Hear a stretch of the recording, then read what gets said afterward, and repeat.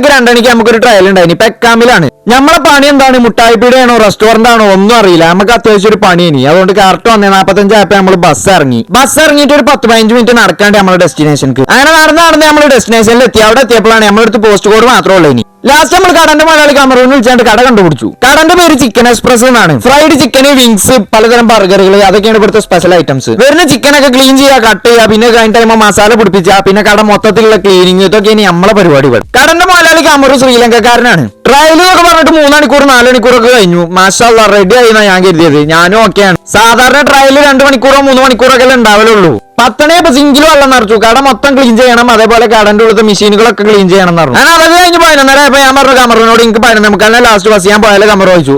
You can go now എന്ന് പറഞ്ഞു. നാളെ എപ്പോഴാണ് വരേണ്ടത്? ആ ചോദ്യം കേട്ടപ്പോൾ കമർ 10-20 സെക്കൻഡ് ചെക്കായി. എന്നിട്ട് എന്നോട് you have to learn more when you are ready to work with our colleagues then I will give you shift. നാളെ എപ്പോഴാണല്ലോ വരാനാ പഠിക്കുന്നവരൊക്കെ ട്രയൽ ഇതാന്ന് പറഞ്ഞു. ലണ്ടനത്തെ മേയറാണല്ലോ അവിടെ പഠിപ്പിച്ചത് പാത്രം കേൾക്കാൻ. അപ്പൊ തന്നെ എനിക്ക് കാര്യം മനസ്സിലായി. ലണ്ടൻ ബ്രിഡ്ജൊക്കെ കണ്ട് തിരിച്ചിങ്ങോട്ട് പോകുന്നു. എന്നാ ശരി.